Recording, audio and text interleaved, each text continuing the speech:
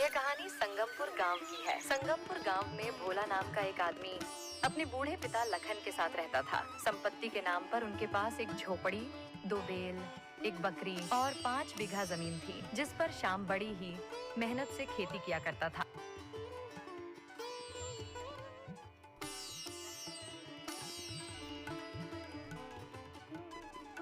अरे भोला, जल्दी चलो, तुम्हारे खेत में आग लग गई है। चंदन की बात सुनकर भोला के पैरों तले जमीन खिसक जाती है। फिर वो जल्दी से अपने खेतों की ओर भागता है।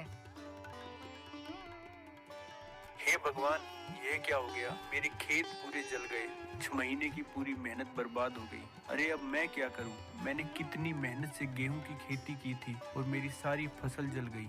अरे भोला, अपने आप को संभालो। अरे गर्मी ही इतनी है कि क्या कर सकते हैं। अरे भाई, क्या संभालूं मैं अपने आप को? इस बार कर्ज वाले को पैसा कैसे चुकाऊंगा? उसे तो किसी भी हालत में अपना पैसा चाहिए। अरे भोला भाई, तुम्हारे ऊपर तो कोई कर्जा नहीं था, फिर तुम कौन से कर्जे की बात कर रहे हो? तुम्हें तो पता ही है, मेरे पिता की शुरू से ही तीर्थ यात्रा जाने की बहुत इच्छा थी। इसीलिए मैंने इस साल उन्हें तीर्थ यात्रा भेज दिया था और गांव के जमींदार से कर्ज लिया था। सोचा था कि इस बार की फसल से जमींदार का कर्ज दे दूंगा, लेकिन सब बर्बाद हो गया। फिर ऐसे ही कुछ दिन बीत जाते हैं और भोला के पिता लखन बीमार हो जाते हैं। बेटा, अब मेरी तबीयत सही नहीं है और जब से अपनी फसल में आग लगी है, जब से तुम बहुत ही दुखी रहने लगे हो, मैं तुम्हें ऐसे दुखी नहीं देख सकता। पिताजी, क्या करूं? मेरे को समझ में नहीं आ रहा। 2 दिन बाद जमींदार को उसका पैसा लौटाना है और घर में एक पैसा भी नहीं है और आपकी भी तबीयत सही नहीं है। अरे बेटा, तुम दुखी मत हो, तुम अपनी बकरी को बेच दो, हम बिना दूध पिए ही रह लेंगे। तुम उसे बेच दो ताकि जमींदार का कर्जा लौटा पाओ और बचे हुए पैसों से मेरे लिए दवाई ले आना। हाँ पिताजी, अब मेरे पास इसके सिवा और कोई चारा नहीं है। ऐसा कहकर भोला अपनी बकरी को लेकर उसे बेचने के लिए निकल जाता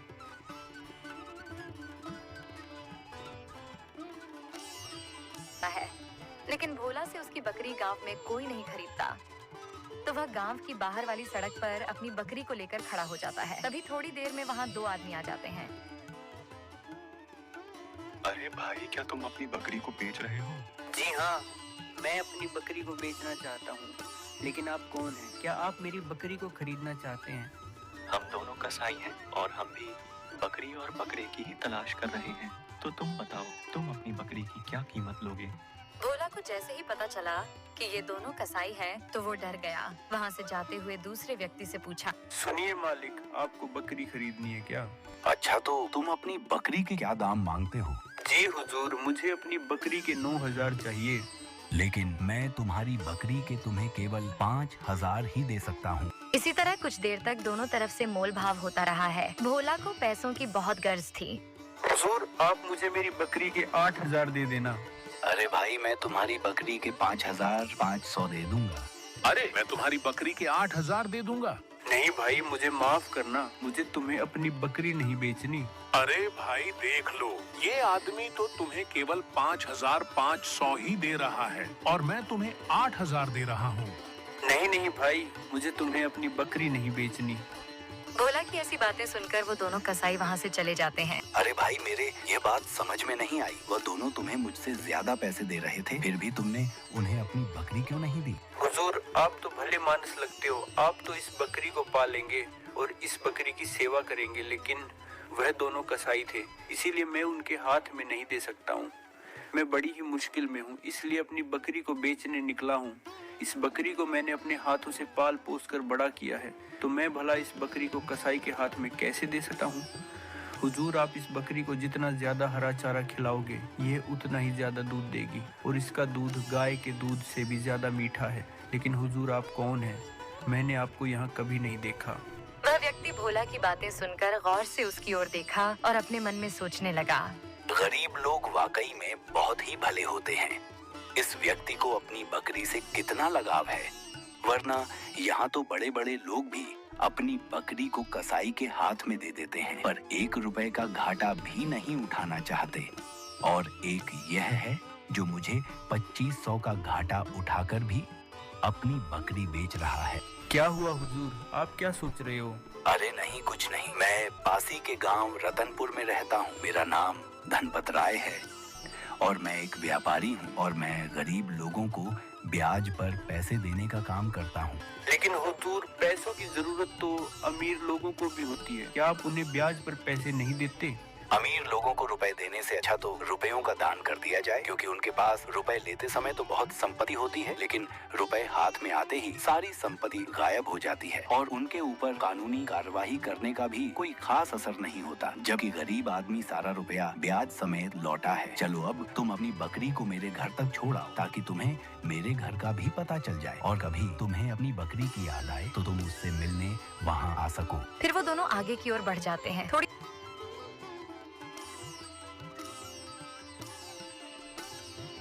देर चलने के बाद वह दोनों रत्नपुर पहुंच जाते हैं। फिर धनपत राय सेठ ने भोला को पैसे दिए तो भोला ने फिर से अपनी बकरी को प्यार भरी आंखों से देखा।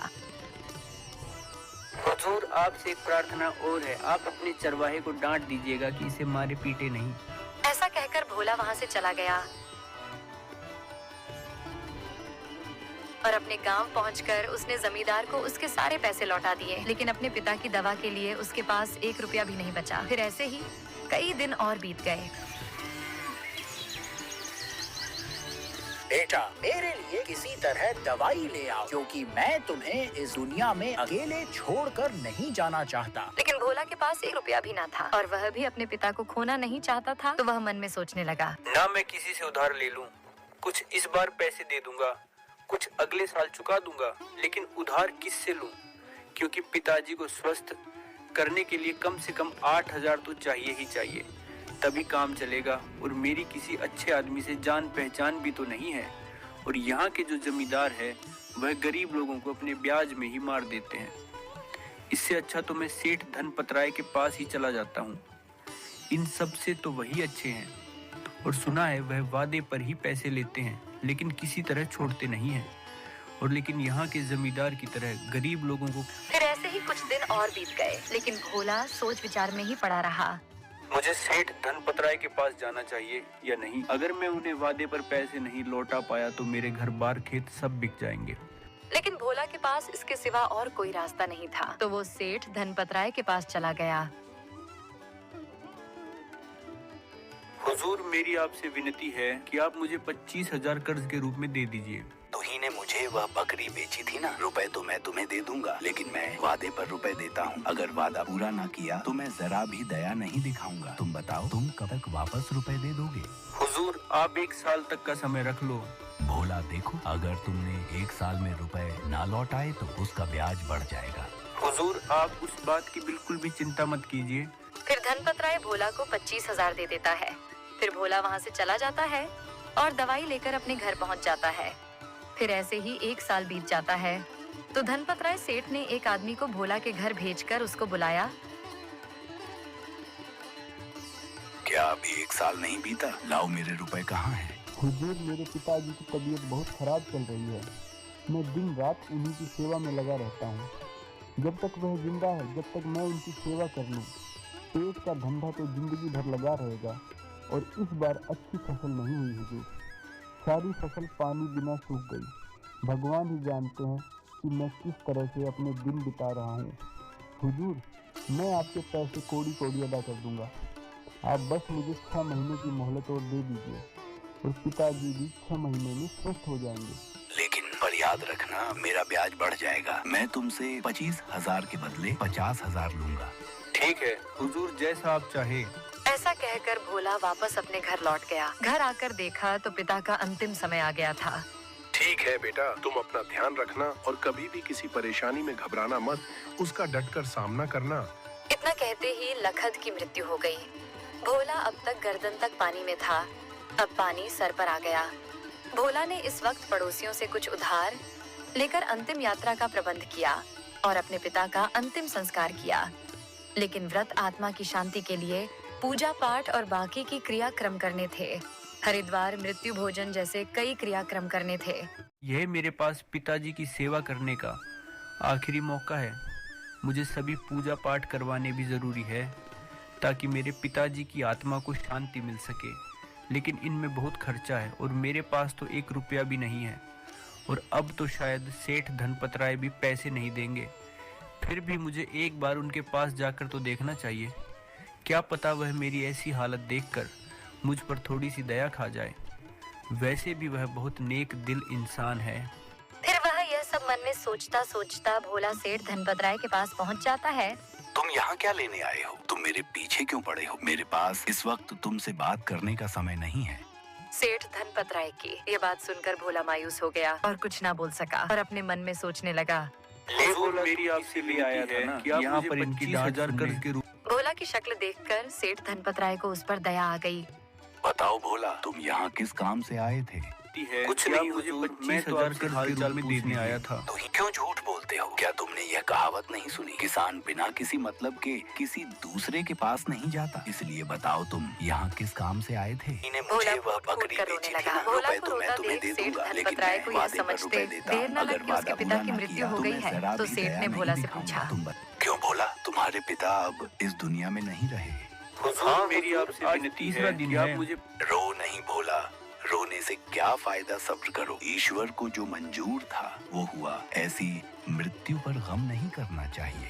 हुजूर, मैं आपसे विनती कहने आया कि आप मुझे अगर हिम्मत नहीं हो रही के रूप में दे दीजिए, क्योंकि अभी पिछला पैसा मुझे वह बकरी बेची थी ना, रुपए तो मैं तुम्हें दे दूंगा, लेकिन मैं वादे पर रुपए देता हूँ। अगर वादा कहीं पूरा से न भी किया रुपया तो मैं मिलने की जरा भी उम्मीद दया नहीं है। नहीं दिखाऊंगा। काम ऐसा आ पड़ा है कि अगर ना करूँ दोगे तो जिंदगी भर पछतावा रहेगा और आपसे कुछ कह भी तो नहीं सकता। और आप मेरी इतने आपसे बड़े विनती सेठ है हैं कि आप मुझे 25,000 कर्ज के रूप में आप दान दे रहे हैं। तो ही ने मुझे वह बकरी केवल बेची थी ना, 50,000 रुपए की तो ही मैं जरूरत तुम्हें दे है। दूंगा। ठीक है भोला, मैं तुम्हें पैसे दे देता हूँ। फिर सेठ धनपत राय भोला को पैसे दे देता है। सेठ जी, आपकी मैं पाई पाई चुका दूंगा। तो फिर तुम ऐसा समझ लो कि तुमने मेरे सारे रुपए लौटा दिए। अरे मालिक, मैं यह कैसे समझ लूं? मैं आपके पैसे यहाँ नहीं लुटाऊंगा, ऊपर जाकर मुझे आपके पैसे लुटाने पड़ेंगे। नहीं भोला, अब तुम इस बात की बिल्कुल भी चिंता मत करो। मैं तो तुम्हें केवल आजमा रहा था। नहीं मालिक, आप ऐसा मत बोलिए। मैं अपने ऊपर इतना बोझ लेकर नहीं मरना चाहता। कैसा कर्ज? मेरा तुम्हारे ऊपर कोई कर्ज नहीं है, और अगर आता भी है तो मैंने उसे माफ कर दिया, यहाँ भी और ऊपर भी। अब तुम मेरे एक भी नहीं हो। असल में मैंने तुमसे कर्ज लिया था, मैं वही तुमसे अदा कर रहा हूँ। मैं तुम्हारा कर्जदार हूँ, तुम मेरे कर्जदार नहीं हो। तुम्हारी बकरी अब तक मेरे पास है, उसने मुझे कम से कम 50 लाख मुनाफा दिया है। उस वक्त 3,500 का नुकसान उठाकर भी वो बकरी मेरे हाथों में बेची थी। उस एहसान का मैं बदला कभी नहीं चुका सका। उसका बदला चुकाना मेरी हैसियत से बाहर है। जब तुम इतने गरीब होकर भी एक बकरी की जान के लिए 3,500 का नुकसान उठा सकते हो, तो मैं तुमसे 100 गुनी ज्यादा हैसियत रखता हूँ। तो क्या 1 लाख को माफ नहीं कर सकता? और वैसे भी मैं कोई भी बड़ा काम नहीं कर रहा हूँ। तुम एक बहुत ही नेक दिल इंसान हो, और तुम्हें आगे भी जरूरत पड़े तो तुम मुझे याद कर लेना। मैं हमेशा तुम्हारी मदद करने के लिए तैयार रहूंगा। सेठ धनपत राय की ये सभी बातें सुनकर उसे ऐसा लग रहा था कि उसके सामने कोई भगवान का भेजा हुआ फरिश्ता हो। मालिक, आप सच में एक भगवान के भेजे हुए फरिश्ते हो। भगवान आपको हमेशा खुश रखे और बहुत सारी धन संपत्ति दे। मैं आज से खुद को आपका गुलाम समझूंगा। नहीं नहीं, तुम मेरे गुलाम नहीं, तुम मेरे दोस्त हो।